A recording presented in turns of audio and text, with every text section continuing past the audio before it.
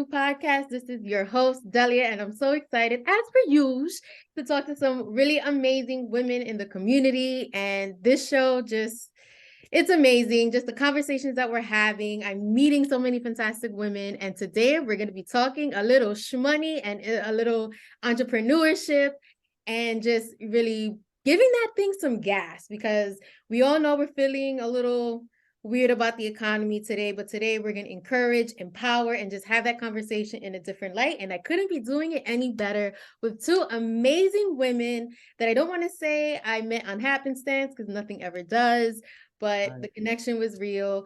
So I want everybody to give a warm welcome to Carole and Chikas. How are you ladies doing? Yes. Fabulous. Doing really well. Yeah. Doing great. Good. Love to hear it. And the beauty is, one is right in my home state and the other is joining us from California. So I just got to give props to technology, because without it, I don't know if I could be doing this in the same capacity, right? Oh, right. Exactly. That's what makes it even more awesome. Yes. So ladies, I initially met Chikas in a different networking event a few weeks back, and we just kind of synced in, because energy finds energy and you just find your people ultimately. So what do you guys do in the financial industry, and how long have you been doing it? Good question. So basically, there's a lot of cute short ways I can say it. So I'm going to give you my quick commercial. Okay. So we basically teach people how money works. We give an entire, backdrop on what we call the 3 rules of money, because it's something that isn't taught in our communities. We let people know that they can become their own financial and family bank. You don't have to worry about banking with an institution. You can handle it on your own. We let people know you do not have to pay taxes on your money, your growth, your protection, your retirement, and your pension. So that's kind of like the skinny. And some people latch on to 1 or 2 words more than another. But the bottom line is, we come in and we just teach you about money. Okay. Chikas, do you have anything you want to add to that, or do you feel like she covered it? I mean, she pretty much covered it. And by way of a podcast, like I said, us being able to speak in that way, us being able to hear that, oh my gosh, like financial education, that's what we need. We need that. So absolutely, that I was drawn to that. And that's how, she came through for me. And that's how we're all here. Very cool. Well, I think we have a surprise guest, Anna. Oh, I did share. Oh, it's funny. I shared the link with her, though, that she could just come in. She does business with us as well. Oh, well, let's welcome Anna. She should be entering the chat in a second. That's a fun surprise. Okay. Hi, Anna. Hi. How are you feeling? Doing quite well. Excited to be here. Well, thanks for coming. I feel like we're having like our own little virtual party, so this is sweet. Well, I just asked the ladies our first question. I don't know if you want to add anything additionally to it. I was just finding out what their role in the whole financial industry was, and how long they've kind of been doing it. So is there anything you'd like to add to that? Not at this point, except that I'm really excited to be here, because I'm constantly learning and up-leveling so that I can also share that kind of information. Awesome. So how long have you been in the financial industry? I've been in it for about 2 years. Oh, sweet. So what have you learned so far in your journey? That I didn't know so much, that I didn't understand so much, and that it is possible to learn it, to understand it. It's not as scary as I thought it was. Yeah, that's true.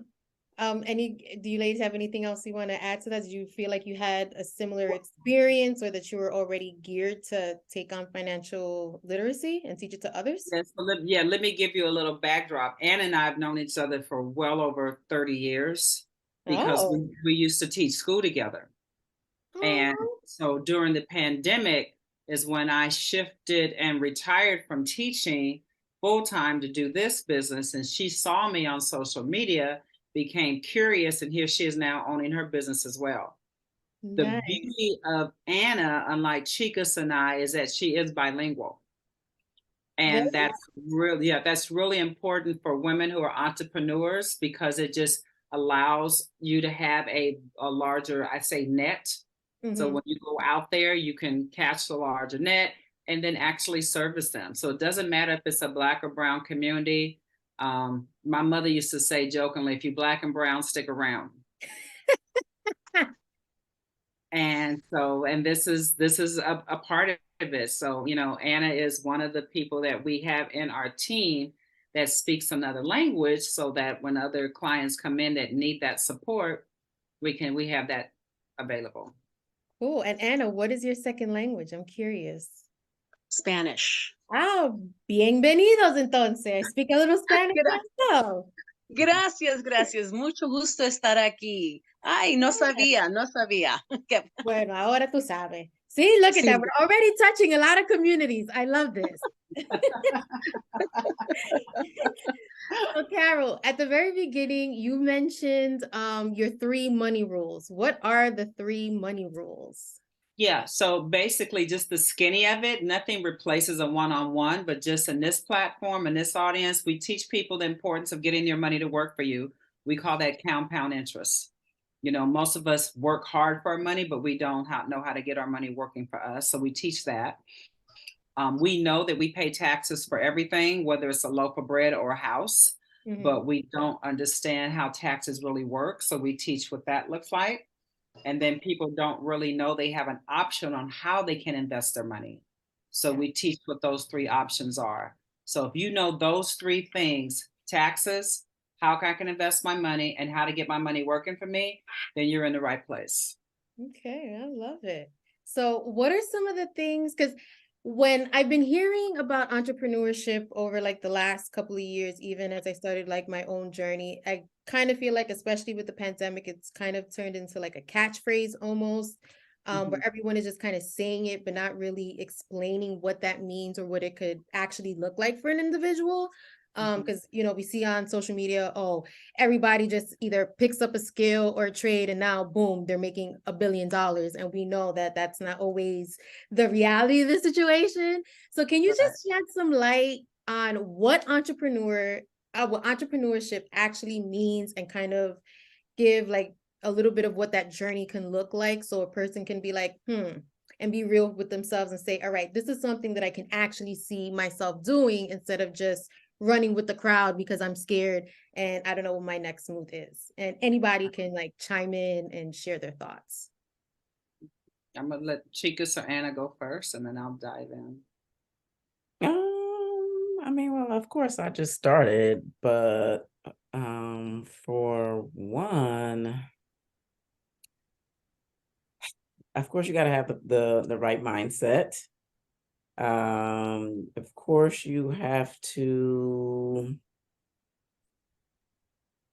there has to be a need in order to be in business, and to be able to build your business and be able to stay successful within your business. There has to be a need. I mean, well, there doesn't have to be, but there should be a need, and you should be able to have strategies or products or whatever in place to be able to resolve the problem or need out there. Also, let me see, what else?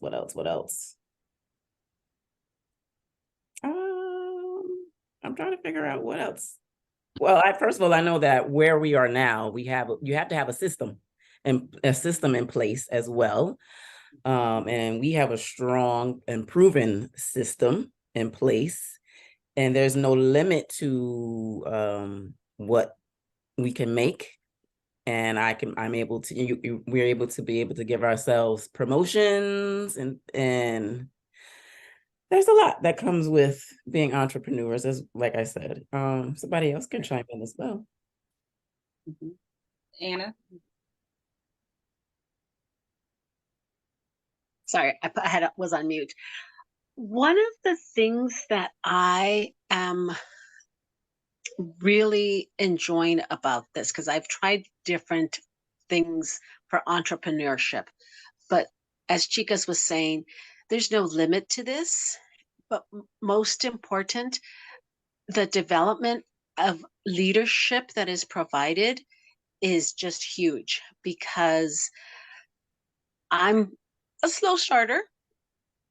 And so it's been a little bit more challenging, but my mentor has held me there as long as I'm reaching out. And yeah, Chikas is there to answer questions. It's just a support system, and everybody helps each other learn and develop leadership skills. And that for me has been huge in this endeavor. Yes, I agree. Even though we are our own entrepreneur, I feel like we do have, with WFG anyway, we do have like a team, so to speak, that we can leverage each other out in different ways when it comes to the business as well. And communication. Oh yeah. We need that. We need communication in entrepreneurship. Have effective communication. Yeah, that part. Yes. You have to be good listeners as well when it comes to that. So there's a lot of things. Go ahead, Carole, take it away. I know you got a lot. I'm thinking about, I appreciate the fact that, my business partners here are incredibly motivated to speak about what we do and how our platform works. But back to your original question, I think was about people just starting as entrepreneurs. And I'm a firm believer that if you find your purpose and passion, you'll find your spot. So I know people who they love music and they want to do something with music. Then you'll need a mentor to help you with that. But you got to decide early, what is your passion? And for me, it was education, because I taught for 35 years. Then the next part is that what Chika said is important. It's got to be a need for it. I mean, you tell me if I'm mistaken, Ms. Gay, but when you were in high school, middle school, college, or whatever, who was coming in teaching you about how money works? Oh, nobody. Exactly. So the beauty of this platform and how we generate our business is that we have something that nobody else has. A lot of people make music, open restaurants, fashion. I get it. I love it. But you got to find that niche. And I think the best thing about the pandemic is that we realized that we cannot be reliant on anybody else for what we need. And that's why I think the entrepreneurship is that buzzword, as you put it. I think it's more of a movement. I see entrepreneurship as a movement. We're moving in ways that we never could before, like this platform, Anna and I are in California, you ladies are on the East Coast, and here we are. That would have never happened 10 years ago. Never. So the world is really on a silver platter. You just kind of need some guidance and structure. And I like how both Anna and Chikas talked about the system and the mentorship. Yeah, no, those are definitely crucial just to navigate where you want to go next. And if you have like those big goals, if you don't have a plan or a strategy, then how do you see yourself really getting there? Because then everything just kind of seems intangible. So I love that. I love that point. So we mentioned mindsets. So how has everyone's mindsets shifted from the course of you starting to now? What are some epiphanies that you had that you're like, oh, this is cool. I didn't know I was capable of this, or you didn't think that it would get as big as it did? Yeah. I'll let you ladies go first and I'll jump in. Well, I'm going to just speak about how I got into the business, like just the mindset of, in the beginning of last year, I did a 40-day abundance class with Ayanna Van Zant, boot camp. And that really changed my mindset and had me really know that God is within and I can do all things. And it had me being able to draw out and figure out what it is that I want to do. I know that I have a passion for helping people. I know that I wanted to be an entrepreneur. I knew that I wanted to be able to have lucrative streams of income, and that's what I asked for at the top of last year. And so, like, when I saw Carole on the podcast, it was like, this is actually what I'm looking for. I mean, everything that we do within the business is what I asked for. Like, as far as traveling, I wanted to travel. I wanted to be able to change my income, and so I can be financially free, as well as gain the knowledge to be able to spread this to others and be able to help others, so that I'm being able to help others in that way. So like I wrote it out and made it plain, and like everything that I wrote out just started to happen as I made it plain. And that boot camp really changed my mind, and saying that I know that I can do this, never give up, like, so yeah, that's how I ended up getting here and to this space that I know is the right space. Thank you for being in the space. Yes. Anna, did you have anything you wanted to add? For me, I was a teacher and I'm an educator, and I love to learn and I love to help others learn.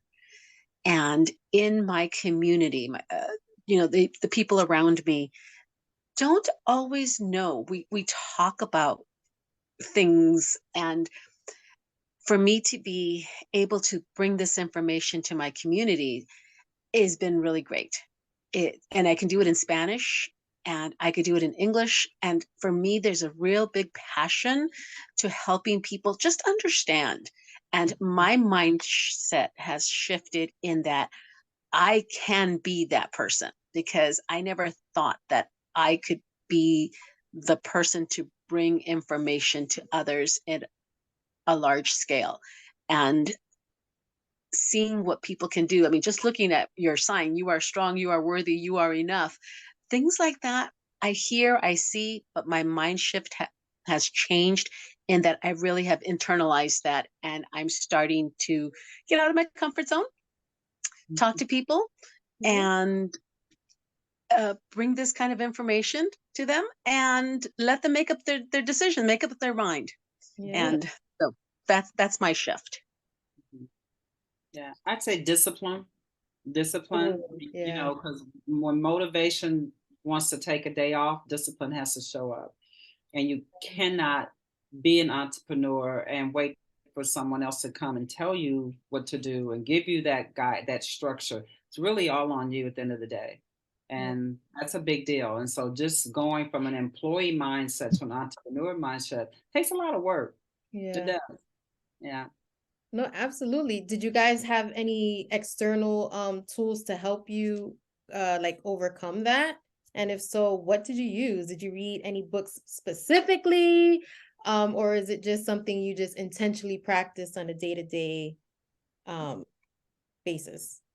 Good question. So our all of our mentorship and all of our training has two components, or sometimes three, but for sure it's mindset and then skill set. Because I can teach you skills all day long, but if you don't have the mindset there, then you won't have application of the skill set. So there's podcasts that we listen to, there's books that we read, there's mentorship, small setting, group setting, large setting, just a variety, because the world really has a lot of information. We just don't always get the right information.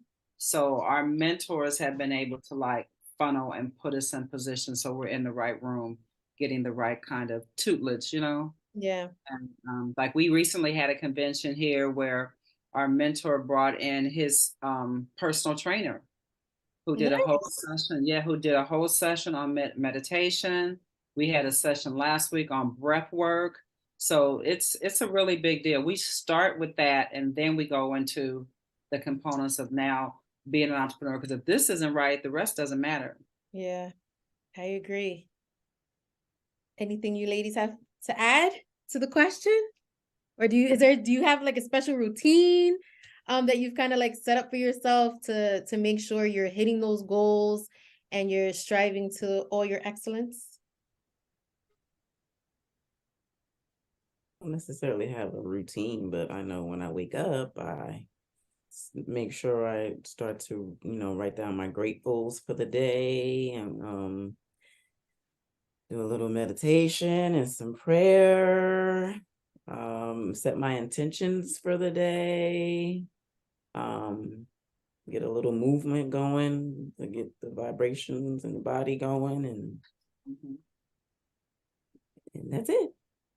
Maybe write down a few things that I need, write down what I need as when I set my intentions and check off what needs to be done throughout. Nice. I love it. Nice and simple. Everything doesn't always have to be complicated. Doesn't. What about you, Anna?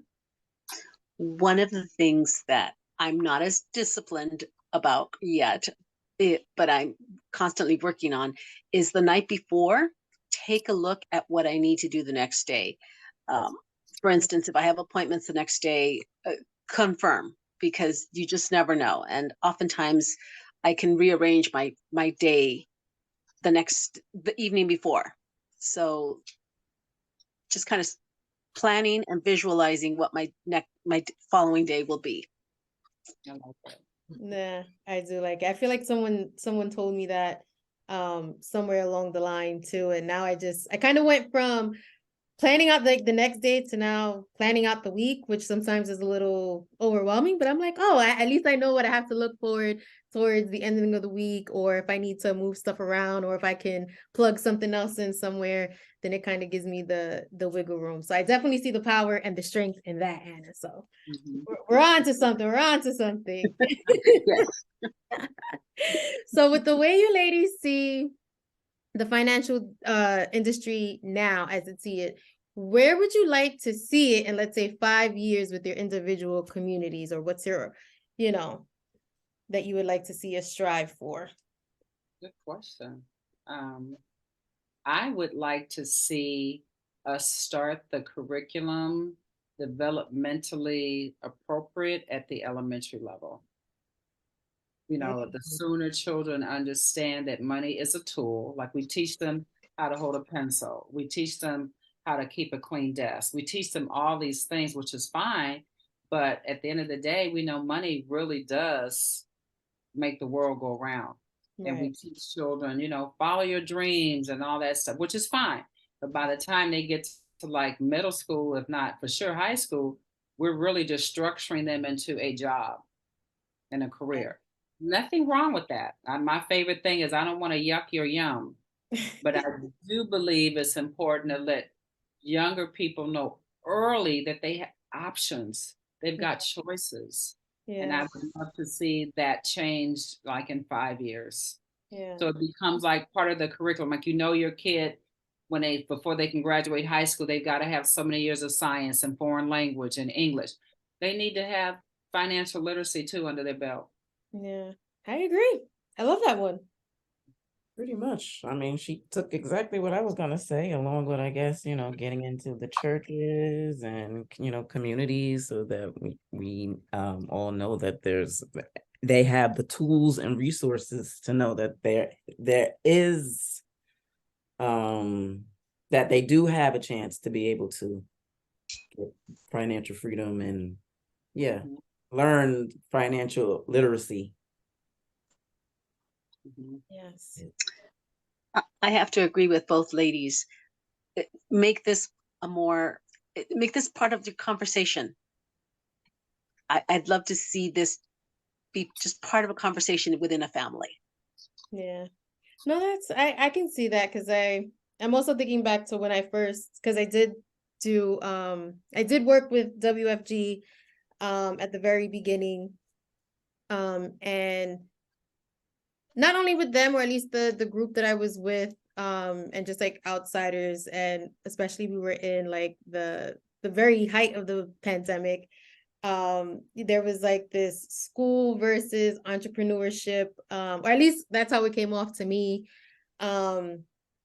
with you don't need school anymore, and just become the entrepreneur. But in all reality. Not everyone is meant or has the skill set and the, what's the word? The longevity to become a entrepreneur, because it's not an overnight success. Yes, it happens to some, but for the rest of us, we have to work at it. Yeah.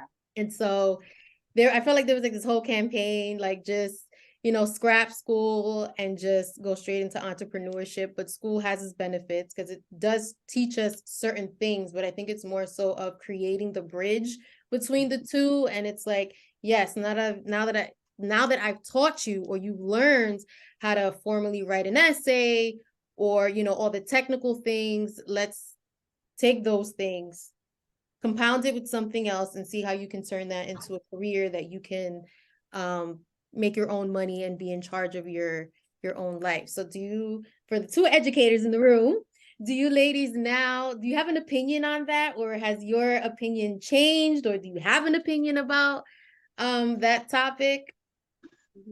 I think too is very valuable. I do. I really think I'm a proponent of it. I don't think it's a requirement, but I'm a proponent because I like, just like Anna was saying, that certain things that you learn in college could worse have been a scary, endeavor for you. Mm-hmm. And I think it's important. You learn people skills, you learn networking skills, you just learn a lot, and it puts you in front of a lot of people. That's important. Yeah. Because no matter what it is you're trying to build in your business, it's probably going to require some clientele. Yes. So you're going to need to know some people, and then college can afford you that availability, or access, I should say. Yeah. Anna, do you have anything you want to add? No, that pretty much sums it up, because there are things that you learn in school and formal education, and in things that you just learn in your doing of it. Mm-hmm. And they're a little different. Yeah, that's fair. Completely fair. So if somebody wanted to start and jump into entrepreneurship, what would you say would be the first step for them, or that they should take? I'll let Anna and Chikas go first. The first step. I can only speak to how I started it. And part of it was just blind faith. Knowing that I wanted something different, and that what I was doing wasn't going to get me anything different. And so part of it was just blind faith. As Carole mentioned, I'd been following her on Facebook. I was seeing what she was doing. I wasn't quite understanding it, but when she retired early, I thought, okay, she's doing something that I want to do. So I really didn't understand everything, but I knew that what I was doing wasn't going to get me what I wanted. So maybe trusting the person that you're following, and maybe just going ahead and taking a chance. Yeah, on yourself, because I feel like that's more of what I heard, that you took a chance on yourself, and you're like, well, if she could do it, somebody that I know and that I have like one-on-one contact with, then perhaps just maybe it can happen, for me. And you did it. Yep. Yes, that's exactly it. Thank you. You're right. So good for you. Yeah, pretty much. I was gonna say, make sure you just take a risk and bet on yourself, and just fail forward. Like never give up. Like that's it. You ladies are full of catchphrases. I'm like, wow, like, like I love it. Like this is cool. Yeah, Carole, I'm sorry. I was talking to a friend last night, because I was in a social setting with someone that I don't particularly care for. And I was explaining to that person that what I do is I just don't give it the attention I don't give it the attention because it doesn't deserve it. And I think when you go into an entrepreneurship endeavor, we tend to overthink because it's an avoidance tactic. Like we've learned it's habitual to avoid things that we don't think we're going to have success with.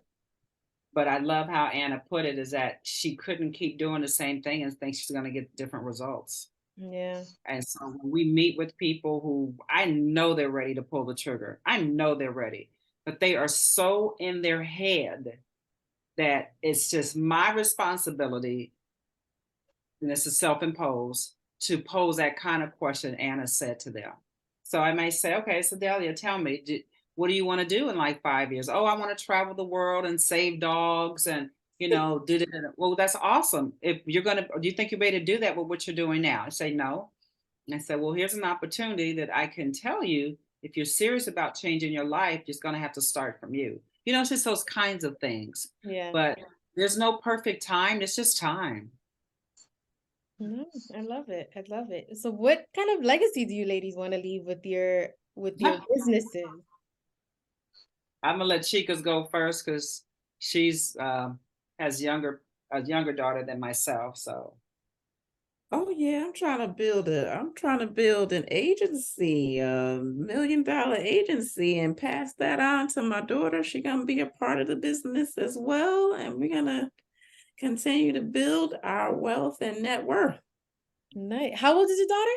She's 19. Oh, nice. How does she take to all this entrepreneurial talk and just like She's watching me. She's like, I'm gonna be this. So we're getting the responsibility things down packed so that she can start, getting my bookkeeping and everything together. She'll be in here one way or another. She's already got, a strategy, and we'll have more to come within WFG. So she's gonna be a part as well, and an agency owner as well on top of mine. Nice. So I love you catching the younger generation and doing it differently, especially from when I was growing up. Because I know when I was 19, nobody was having this kind of conversation. With me, it was just go to school and be a dentist. So, and here I am, not a dentist, but we're still doing some things. But it's all well. Okay. Anna, did you want to add? What's your legacy you want to leave? I want to let my nieces and nephews know that it's possible. If I could change my life at my age, they surely can change their life at their age, because they're still in their 20s and 30s. And just to take that chance on themselves. So that's my legacy that I want to leave. Awesome. Yeah, I was 56 when I started this. And that's typically the age. Yeah, that's typically the age when people figure that, the train has already left the station. It's just, it is what it is. And that's not the case. So that's my real legacy, besides children, because my children are grown. I have a granddaughter. Now, my daughter is actually one of our mentors as well. She's in the business and brought me in the business. And she's 27. So the goal is definitely to just leave the whole village better than we found it. I like that. Yeah, that's my real goal. That's truth in the pudding, guys. If there's anything you've learned from this conversation, is at least some of my takeaways, where you can start at any age. Just have the right mindset and just give yourself a chance and go for it. The worst thing I feel you can do is not try something, because then you really never know. So for me, it's, you got to try first something, in order for you to say, yeah, that wasn't for me, or I'm going to go on to greater things. So thank you for sharing that with me, guys.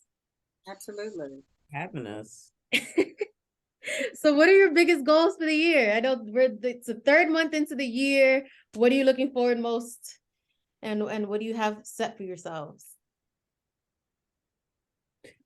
Well, I'm looking to become a system trainer this year. I've given myself a promotion once, and I'm gonna become a marketing director. I know that's happening, but system trainer, I'm looking forward to by the end of the year as well. So that's my goal. Yes, I see it happening for you. Yes. Anna? For me, I want a promotion, And I am going to be working very closely with Carole, so I understand exactly what it is I need to do so I can reach that next goal. And for now, that's where I'm at. Sweet. And that's my goal, is for them to reach their goals. Helping I them love reach that. their goals, that's my goal. Yes. Be the support system. Because that's also, I mean, I know we talked about it earlier in the conversation, but there's just so much magic and power in just having the support system and surrounding yourself with people that get it. Because not everyone does. But those that do get it, cling on to them, come hell or high water. Because they just ultimately carry you through because they see the other side of things. So thank you, ladies, for just sharing your points of wisdom. And I know that our conversation touched somebody somewhere, because if you look at us, we're all slightly different but all the same. That's one of the things that I really truly love about Just Be You as a platform, because a lot of times we focus in and hone in on the things that separate us, and there's a lot more things that we have in common, and we can encourage each other. So I'm thankful and grateful to have you ladies part of this conversation, and to just have this conversation as a whole, because we're already doing something just by being here together, don't you think? That's Yes. true. And I would be remiss if I didn't say that no matter who's listening, no matter who's going to hear this, it doesn't matter where you are. It just matters that you start, because we literally work with anybody in North America. So people join this entrepreneurship journey working very part-time, they can do it full-time, part-time, sometime, no time. So there literally is a place for you here. You just got to decide that you want more and better. Yes, I love it. Okay, ladies, where can everyone find you? How can they get in contact with you if they, want to up their game and go for that financial freedom? Well, I'm easy. I'm on Facebook. It's just my name, Carole Hart, but Carole is spelled Carole, and Hart is Hart. So that's the best way to find me there. On Instagram, I'm I Heart Scholarships, because I also help young people get scholarships to college. So yeah, that's the best way to find me. The best way to find me, I'm on Facebook as well, just Chikas Baker. So that's Chikas, and Baker's the last name. As well as my IG is CMB Financial Literacy. And that's it. And the best way to find me is on Instagram. It's one Anna Sosa, Anna with one N. Nice. Awesome, ladies. Well, I want to thank everyone again for joining our little podcast party. This was really, really fun. I enjoyed having you guys here, and everything that you said was really amazing. And guys, I will catch you next week on another great episode of Just Be You. If no one has told you today, remember, you are strong, you are worthy, you are enough. And I'll see you next week. Bye. Bye. Bye.